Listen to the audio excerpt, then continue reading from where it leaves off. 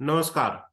मेरा नाम नमस्कार। मुकेश मेरा नाम मुकेश और आज हम डिस्कस करने वाले थायराइड की प्रॉब्लम पर। थायराइड जो समस्या बहुत ही आम है और इससे किसी को मोटापा आता है और किसी को पतलापन आता है। और मोटापन जो इतना ज्यादा आ जाता है कि मतलब वो लड़कियों की मतलब शादी भी बहुत मुश्किल से हो पाती है। और जिसकी शादी हो जाती है उसको भी ढेर सारी समस्या, जैसे यू नो बच्चे पैदा कर मतलब वो प्रेग्नेंट नहीं हो पाती, या प्रेग्नेंट हो पाती है तो सक्सेसफुल डिलीवरी नहीं हो पाती है। इस तरह की कई समस्याएं औरतों को आती है। और ऐसा नहीं है कि ये समस्या केवल औरतों तक ही है। ये समस्या आदमी को भी होती है। और जनरली वो जल्दी जल्दी चिड़चिड़े हो जाते हैं जिनको थायराइड की समस्या आ जाती है। और मतलब ये थायराइड बहुत ही खराब बीमारी और बहुत ही कॉमन बीमारी है। तो ये बहुत ही ज्यादा जरूरी है कि आप थायराइड से दूर रहें, क्योंकि ये बहुत तरीके से आप पर अटैक करती है और बहुत बुरी तरह से आपको परेशान करके रख देती है। तो इस पूरी बात को हम युवा गुरु चितरंजन जी से समझेंगे कि कैसे थायराइड इतनी बड़ी समस्या है, क्यों इतना इतना परेशानी का सबक बन जाती है, और कितने और बीमारियों को ये पैदा कर सकती है, और कैसे योग करके हम इससे छुटकारा पा सकते हैं। तो गुरु जी, हम यहाँ पर आज डिस्कस करेंगे कि ये जिनको भी थायराइड की समस्या आती है तो इसके लिए आती ही क्यों है, आई मीन, और किनको ज्यादा होता है और किनको कम होता है, क्यों होता है। क्या आप इस पर कुछ प्रकाश डाल सकते हैं? हाँ, नमस्कार। मैं ये बताता हूँ, देखो थायराइड जो है बहुत बड़ी समस्या है। लेकिन होने का क्या, नमक या आयोडीन की कमी के कारण भी होता है हमारा थायराइड। दूसरा, हार्मोन्स जब अनबैलेंस होता है तो भी होता है। और बहुत बिजी होने के कारण हमारा खान पान, स्ट्रेस होता है, तो ये सब कारण से होता है। तो मैं किन को होती है ज्यादातर? ये महिलाओं को होती है, आदमी को होती है, बच्चों को होती नहीं, है, बूढ़े को होती होने है? का सभी को होता है, ऐसा नहीं है। लेकिन महिलाएं वाला थोड़ा क्या होता है, बहुत ज्यादा बिजी होते हैं, हाउस वाइफ भी वर्क करना है, ऑफिस का भी वर्क करना है, तो उन लोग को थोड़ा होता है, उनको भी होता है। और आजकल ऐसा कुछ नहीं है कि लेडीज को ही होता है, जेंट्स को होता होता है, सबको है। क्योंकि जब गलतियां होगी तो उसका प्रभाव तो सबको पड़ेगा पड़ेगा। और वर्कलोड ज्यादा होता है, सोने का टाइम, खाने का टाइम, पानी पीने का टाइम, कई तरह की गलतियां होती है। अब बिजी होने से जानते हुए भी आदमी नहीं कर पाते हैं। कई बार क्या होता है, हमारे सामने वो चीज वहां पर घर में उपस्थित नहीं होता है, तो उसके कारण से भी कई तरह की गलतियां होता है। इस सब कारण से जो है थायराइड होता है। ओके। सो आपके साथ कोई, मतलब मुझे याद है कि कुछ साल पहले एक्चुअली मुझे भी थायराइड हुआ था। और हम्म। 43 था, जो मैंने हम्म। रियलाइज नहीं किया। नहीं, मैंने एक खास चीज अपने बारे में जो नोटिस किया था वो ये था कि मेरे मन में बहुत चिड़चिड़ापन आता था। एक छोटी सी बात भी मेरे को ऐसा लगता था कि ओ माय गॉड, कितना बड़ा बात हो गया है। और लकली मैंने योग और साथ साथ गेम, ये दोनों, जब मैं बैडमिंटन खेलता हूँ और प्लस योग करता हूँ तो सब में एक्चुअली खेलने के साथ ही वो छूमंतर भी हो गया मेरे लिए। लेकिन मैं जानना चाहता हूँ कि योग का इस पर कितना प्रभाव पड़ सकता है थायराइड पे, और थायराइड कैसे ठीक हो जाता है योग से। क्या ये पूर्णतः ठीक भी हो सकता है, ये भी जानना चाहेंगे। नहीं नहीं, पूर्णतः योग से थायराइड जरूर होता है, ऐसा कुछ नहीं है कि नहीं ठीक होगा, श्योर होगा। लेकिन ये नेचुरल वे में हम जाते हैं।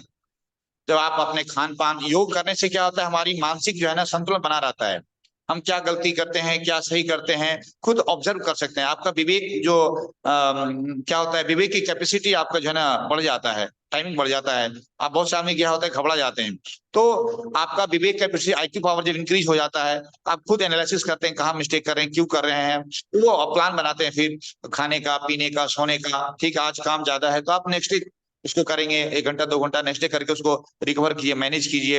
ऐसा कि आप सोने का, आपको 10 बजे 11 बजे नींद आ रहा है, अभी के आदमी 12 1 बजे रात तक काम करता है, वो सब कारण से होता है। खाने पीने का भी होता है कि किसी घर में बैचलर है या वाइफ कहीं चली गई है, कई तरह का समस्याएं होती है। अब होटल से खाना लाया तो वो खाना और घर के खाने में अंतर, कई तरह के ये सब कारण से जो है ना आप प्रभाव पड़ता है। इसलिए गुरु क्या होता है, रिमाइंड करते हैं।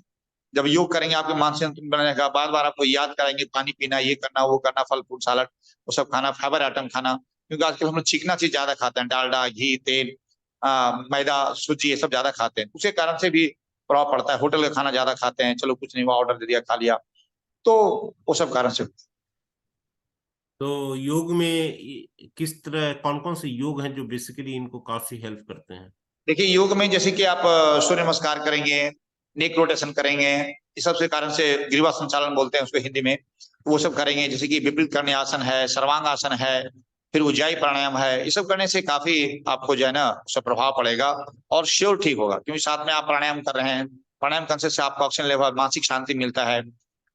फिजिकल मूवमेंट, आप सूर्य नमस्कार कर रहे हैं, हाँ जॉगिंग कर रहे हैं, तो सब पूरे बॉडी का मूवमेंट होता है, तो धीरे धीरे धीरे आपका मानसिक संतुलन होता है। दूसरा क्या होता है, गुरु बोलते हैं कि साथ में आप डाइट भी थोड़ा मेंटेन कीजिए, खान पान जो बोलते हैं गुरु के अनुसार कीजिए, तो उससे जल्दी आपको प्रभाव पड़ेगा और श्योर ठीक हो। खान पान में मतलब किस तरह का ध्यान एक आदमी को रखना चाहिए, क्या खाना चाहिए बेसिकली आपके अनुसार?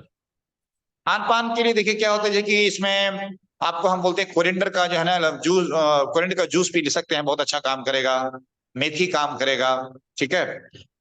कोरिएंडर के लीफ का भी जूस पी सकते हैं, अगर कोरिएंडर का पत्ते लीफ अगर नहीं उपलब्ध हो सकता है, बिजली होने के कारण से डेली डेली लाना संभव नहीं है, तो आप धनिया को रात में, ये धनिया कोरिएंडर बोलते हैं उसको अंग्रेजी में, आप रात में पानी में डाल दीजिए, सुबह 3-4 पानी से धोइए और पीने वाला पानी डाल के उसको रखिए, रात सुबह में उसको बॉयल करके पीजिए, तो काफी फायदा पड़ेगा। और उज्जाई प्राणायाम सोते समय हम बोलते हैं कि आपका ये होमवर्क है, सोते समय आप थोड़ा टाइम टाइम 12 टाइम ऐसा 15 अकॉर्डिंग न्यू जैसे जैसे आप होते हैं तो टाइम इंक्रीज करना है, हाँ तो आप उसको कीजिए, तो उससे काफी आपको लाभ मिलेगा। और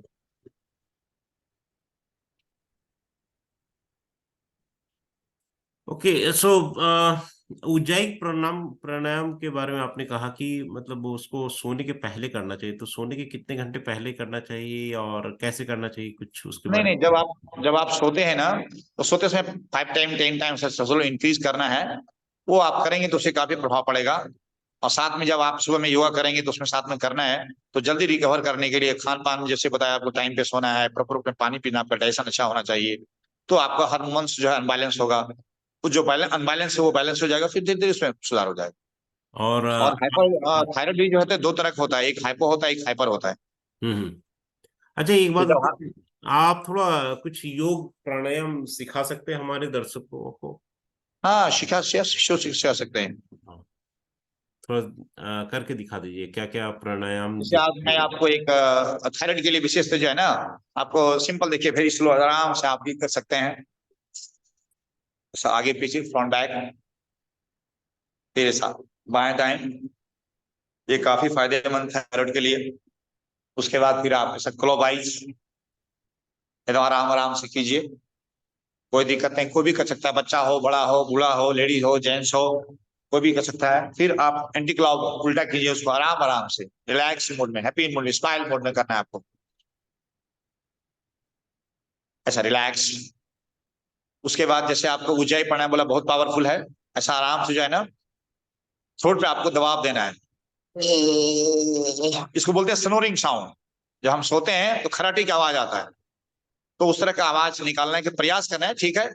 और जब आप स्टार्ट करेंगे शुरुआत में तो हो सकता है उतना आप नहीं कर पाएंगे, लेकिन करते करते करते करते आपका अभ्यास बढ़ेगा और आप पूर्ण रूप से करेंगे तो समुचित लाभ की प्राप्ति होगा। तो मैं दिखाता हूँ आपको, 5 मिनट कीजिए आप हमारे साथ।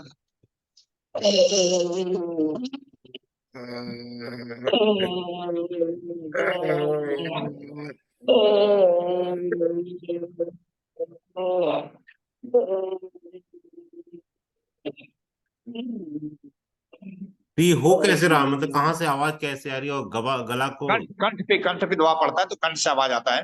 अच्छा। इससे जो है थायराइड के लिए, और ईएनटी, सिर्फ थायराइड के लिए नहीं, ENT, ear throat nose related भी जो कुछ बीमारियां होता है उसको बैलेंस में रखता है, तो बहुत फायदा होता है। ओके। जब हार्मोन्स हमारा बढ़ता है तो उसको बोलते हैं हाइपो, और जब वो हार्मोन्स कम हो जाता है तो उसको बोलते हैं हाइपो। एक में वेट बढ़ता है, एक में वेट कम होता है। इसीलिए थायराइड भी जो है बहुत बड़ी समस्या है हमारे समाज में। बहुत से आदमी को, हमको लगता है कि अभी मार्केट में हमारे देश में 60-70% आदमी को थायराइड है। माय गॉड, बहुत इसलिए बड़ा इस पे कारण। भी हमें ध्यान देने की जरूरत है, क्योंकि हम लोग व्यस्त होते हैं, और आईटी सेक्टर है, एजुकेशन है, बहुत से हाउस वाइफ हैं, वर्क डबल होता है, खाना पीना भी उसको घर का देखना है, प्लस अपने ड्यूटी भी करना है। एजुकेशन में भी आजकल टीचर के लिए बहुत सी बड़ी रिस्पॉन्सिबिलिटी है, घर में भी हाउस वाइफ है तो वर्किंग, खाना पीना बनाना, प्लस साथ में उसको जाके स्कूल का भी टीचिंग काम करना है, फिर घर में आके उसको कुछ करेक्शन करना है, क्वेश्चन पेपर तैयार करना है, कोई मीटिंग करना है, तो बहुत सी रिस्पॉन्सिबिलिटी होता है। तो बिजी होने के कारण से ऐसा बहुत से आदमी क्या होता है, पढ़ाई के साथ साथ में क्या कहते हैं, वर्क के साथ साथ में पढ़ाई भी करते हैं। ये सब कारण से वर्कलोड डबल हो जाता है, तो उसके कारण से गलतियां होती है। और वर्किंग अगर कोई बिजनेसमैन है, बिजनेसमैन को प्रेशर होता है मार्केट में बने रहने के लिए, नया नया टेक्निक को लाना है, तो उसके लिए ट्रेनिंग देना है। तो इम्प्लॉय को वर्क भी करना है, न्यू जो ट्रेडिशनल आया, न्यू टेक्निक आया, उसको ट्रेनिंग भी करना है। उस सब कारण से बहुत प्रेशर रहता है, उसके कारण से गलतियां होता है। अच्छा, ये जो मतलब एजेड लोगों को ये प्रॉब्लम ज्यादा होता है, या यंग लोगों को ये ज्यादा प्रॉब्लम होता है? और ये खान पान ही केवल इसका रीजन है, या एज भी एक रीजन हो सकता है इसके लिए? क्या क्या बोले? मतलब एज भी थायराइड के लिए रीजन हो सकता है, या केवल खान पान ही इसका रीजन है, या वर्क लाइफ नहीं नहीं, बैलेंस? एज से कोई लेना देना है। एज के कारण भी होता है, एज जैसे जैसे बढ़ता है तो थोड़ा हमारी मानसिक शक्ति कमजोर हो जाता है, डिफरेंट प्रभाव पड़ता है। लेकिन ऐसा कुछ नहीं है कि सिर्फ एजेड वाले आदमी को ही होगा, किसी को भी कोई भी गलतियां करे हो तो उसका प्रभाव पड़ता है और होता है। आप देख लो, कई बार ऐसा देखा गया है कि 15 साल के बच्चे को भी जो शुगर हो रहा है, 15 साल के बच्चे को, 13 साल 12 साल के बच्चे को भी थायराइड हो रहा है। तो उसका रीजन यही होता है कि माँ बाप पे डिपेंड करता है। माँ बाप जैसे 12 बजे रात में सोता है तो बच्चे भी सोते हैं, माँ बाप होटल में। आपका म्यूट हो गया। हाँ, समझ गया, मतलब कि माँ बाप अगर हाँ, माँ बच्चे तो माँ बाप पे सही डिपेंड होता है ना। माँ बाप का जैसा सिचुएशन होगा, सही जैसा वहाँ सही। का माहौल रहेगा, उस हिसाब से बच्चे चलेंगे वो। तो हम्म, उसके कारण से बच्चे को भी होता है। मानता हूँ। कुछ और बताना चाहेंगे हमारे दर्शकों, बिफोर बिफोर हम इस वीडियो को खत्म करने के? नहीं, मैं दर्शकों को ये बताना चाहता हूँ कि योग के लिए, थायराइड के लिए योग बहुत जरूरी है। और अगर आप दवाई खाते हैं तो दवाई खाइए, ऐसा नहीं कहता हूँ कि दवाई को धीरे धीरे कम करना है, डॉक्टर की सलाह के अनुसार करना। उसमें अपना कुछ भी ज्यादा मतलब उसमें छेड़छाड़ नहीं करना, डॉक्टर जो सलाह देते हैं। और प्रोसेस से आपको जाना है, धीरे धीरे धीरे करेंगे तो सिस्टम से जाएंगे तो आप समुचित लाभ प्राप्त करेंगे, और आपको दवाई से, आप दवाई को बंद कर सकते हैं। और दर्शकों मैं आपको ये बताना चाहूंगा कि चितरंजन जी का अपना योगा सेंटर भी है, God gift yoga and nature cure centre, जैसा कि आप देख सकते हैं। और ये बेंगलोर में है। आप यूट्यूब में भी आप इनके बारे में देख सकते हैं। गॉड गिफ्ट योगा आप सर्च करेंगे तो प्रॉब्ली आपको मिल जाएगा। और रिव्यू वगैरह भी देख सकते हो। और बेस्ड ऑन दैट, अगर आपको लगता है कि आप इनके अम, इनके ऑफिस में या ऑनलाइन या ऑफलाइन, जैसा आपको कंफर्टेबल लगे, उन इनसे सीखना चाहते हैं तो आप प्लीज सीखिए। और मैं तो हाईली रिकमेंड करूंगा। धन्यवाद गुरु जी। और बहुत कुछ? बहुत धन्यवाद, आपका आशीर्वाद। Thank you.